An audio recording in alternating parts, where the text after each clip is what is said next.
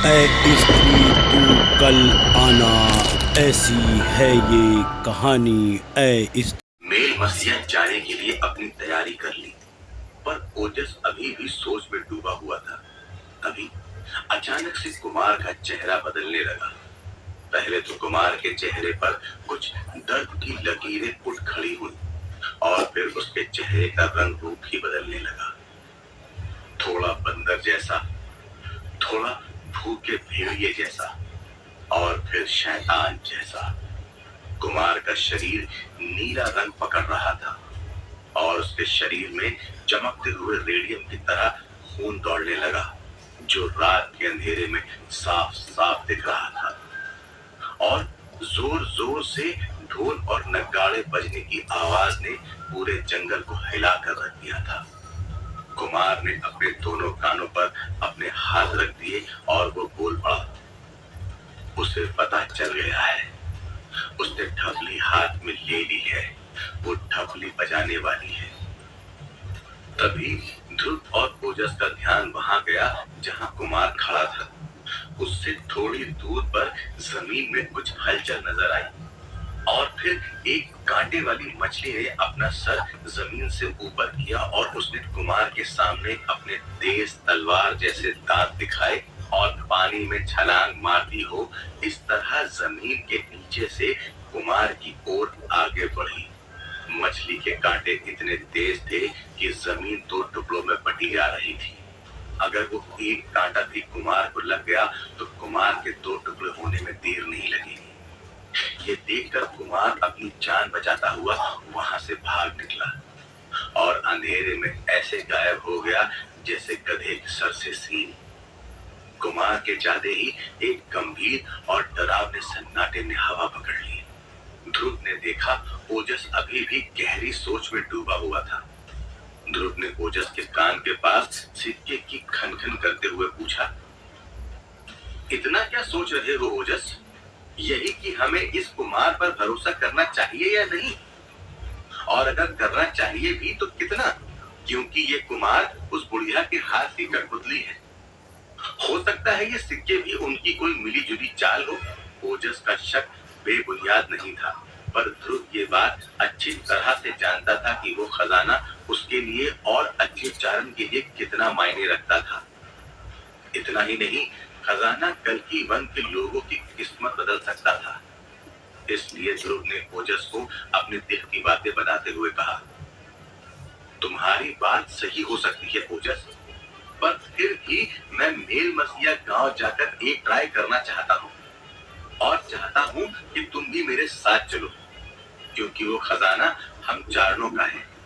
ध्रुव की बात सही थी, लेकिन ओजस के मुताबिक कुमार की बात का भरोसा करके मेल मसीहा पहुंच जाना बहुत गंभीर और घातक भी हो सकता था, क्योंकि ओजस ने सुना था कि मेल मसीहा गांव की एनर्जी और वहां के लोग दोनों ही गड़बड़ हैं। वहां आत्माओं का साया है और कुछ लोग तो मेल मसीहा को दुष्ट आत्मा की नगरी भी कहते हैं। मेल मसीहा जाना मतलब अपनी मौत को सामने से कहना, आ बैल मुझे मार। ओजस की बात सुनकर ध्रुव ने ओजस के सामने दलील करते हुए कहा कि ओजस के गांव को भी तो लोग भूतिया गांव कहते हैं, तो क्या ओजस अपने गांव जाने से डरता है?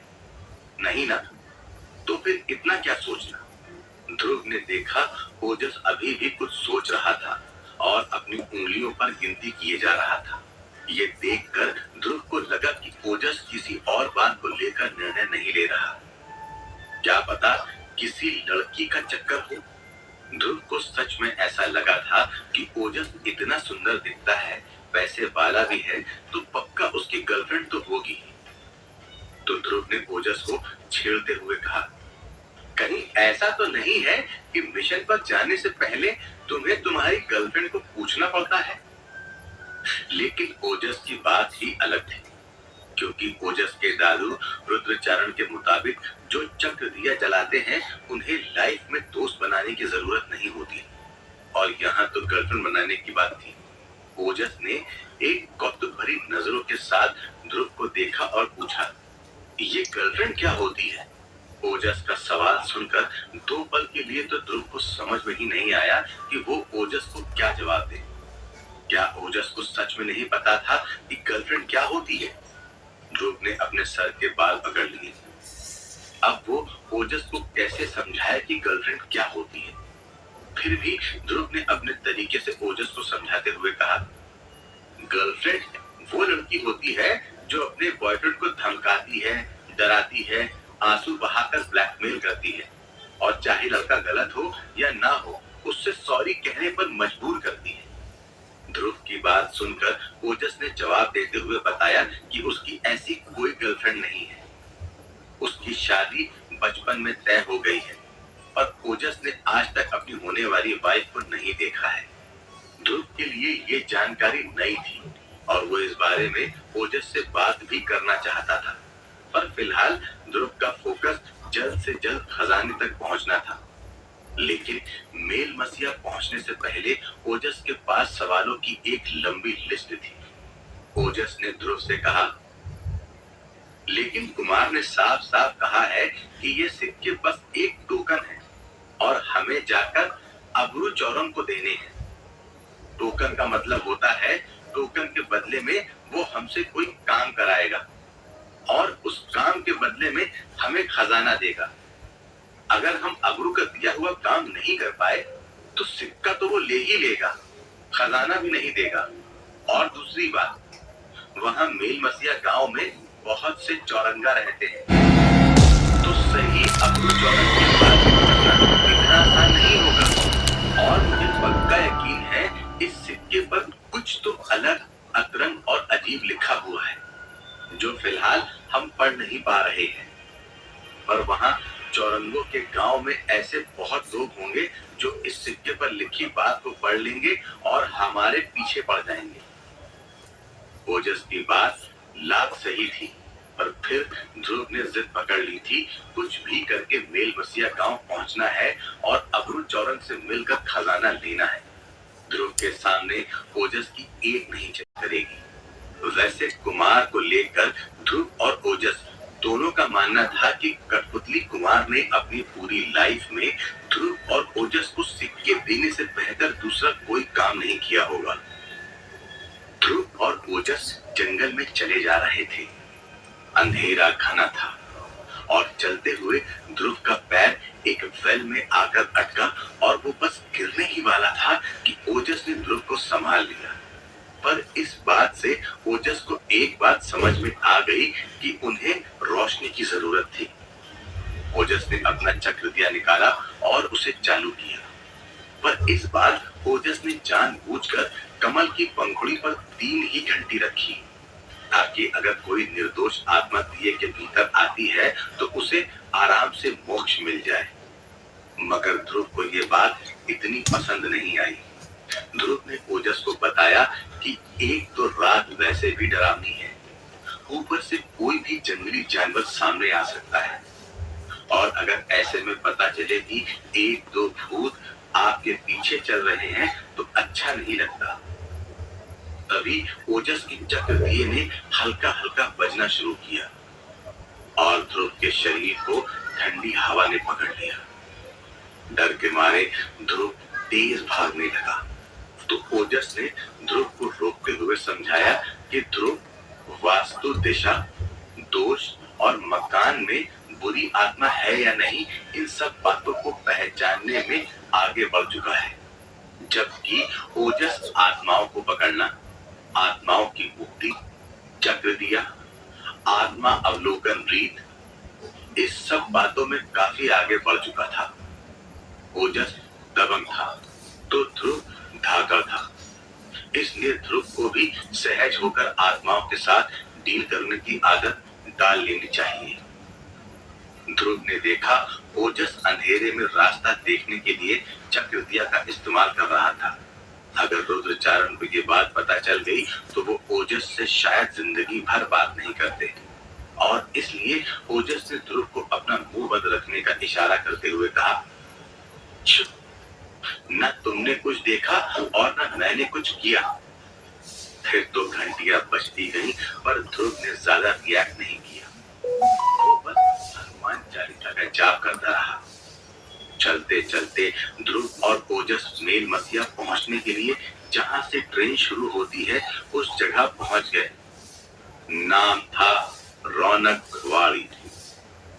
रौनक वाली प्लेटफॉर्म की अजीब बात यह थी कि पूरा प्लेटफॉर्म ब्लैक एंड व्हाइट था, यहाँ तक कि ट्रेन का टाइम दिखने वाला इंडिकेटर भी। और सबसे हैरान कर देने वाली बात यह थी कि जब ट्रेन आई तो दूर से रंगीन थी, पर जैसे जैसे ट्रेन रौनक वाली प्लेटफॉर्म पर आई ट्रेन ब्लैक और व्हाइट होने लगी। ध्रुव को इस बात को लेकर हंसी भी आई कि स्टेशन का नाम रौनक वाली है और रौनक के नाम पर एक भी रंग नहीं। पर क्या पता कभी भूतकाल में रौनक वाली में सच में रंगों का मेला लगता रहता होगा।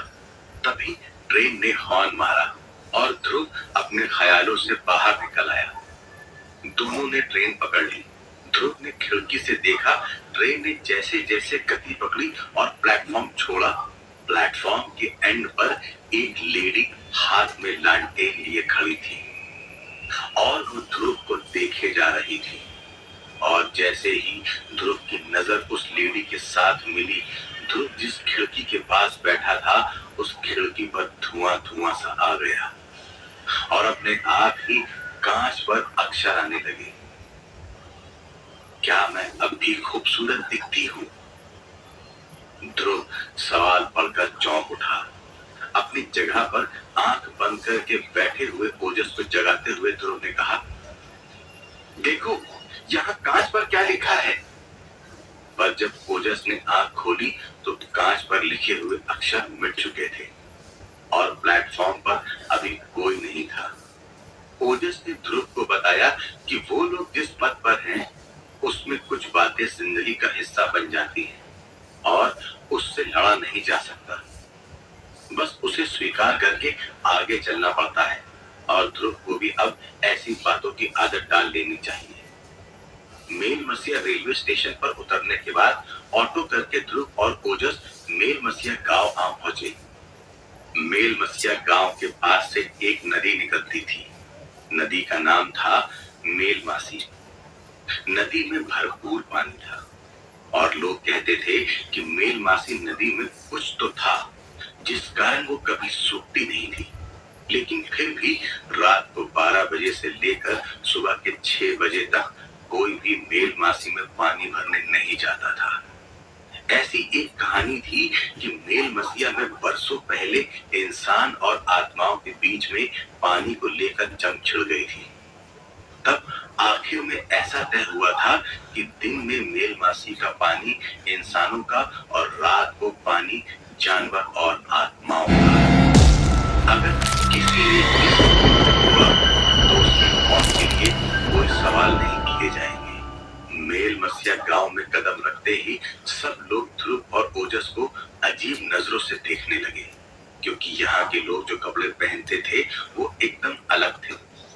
ध्रुव और ओजस ने आसपास नजरें घुमाई तो उन्हें समझ में आ रहा था कि भले ही वो लोग 21वीं सदी के थे, पर मेलमसिया गांव अब भी 19वीं सदी की तरह रहता था। कपड़े से लेकर बिक रहे सामान तक, लोगों के घर और बोलने के तरीके तक सब अलग दिखाई पड़ रहे थे।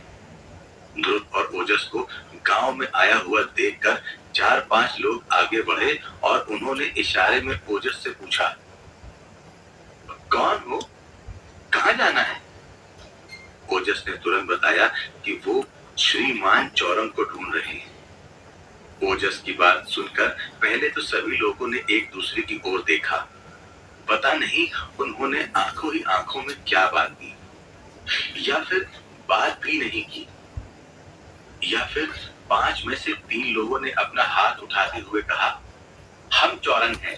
तभी एक बंदर जैसा मुंह रखने वाला लीलेश आगे आया और उसने ओजस को ऊपर से नीचे तक देखते हुए कहा, लगता है ये बच्चा अपने साथ एक और बछड़ा लेकर आया है। फिर उसने ध्रुव का कॉलर पकड़ते हुए कहा, सुनो, हम सिर्फ बड़े बड़े लोगों का जवाब देते हैं, तुम जैसों को नहीं। फिर भी जब तुमने चौरंग का नाम लिया है तो चलो, तुम्हें एक ऐसे खानदानी जगह की सैर कराता हूँ जहाँ चौरंग से तुम आराम से मेल मिलाप कर सकते हो। वैसे क्या नाम कहा तुमने? ओजस ने लीलेश के हाथ से ध्रुव का कॉलर छुड़ाते हुए कहा। अबरू मगर अबरू चौरन का नाम आते ही मेन मसिया गांव की हवा और इंसान दोनों ने बदलाव पकड़ लिया। कुछ लोगों ने अपनी कमर पर लटकी हुई कतार पकड़ ली तो कुछ लोगों ने अपनी लाठी, और हवा तो रुकने का नाम ही नहीं ले रही थी। तो क्या ये ध्रुव और ओजस के लिए चेतावनी थी? कहीं ऐसा तो नहीं कि बूढ़ी औरत और कुमार के जाल में ध्रुव और ओजस फंस गए थे और अब क्या उनका यहाँ से बाहर निकलना नामुमकिन हो गया था? जानने के लिए सुनते रहिए और ऐ स्त्री तो कला।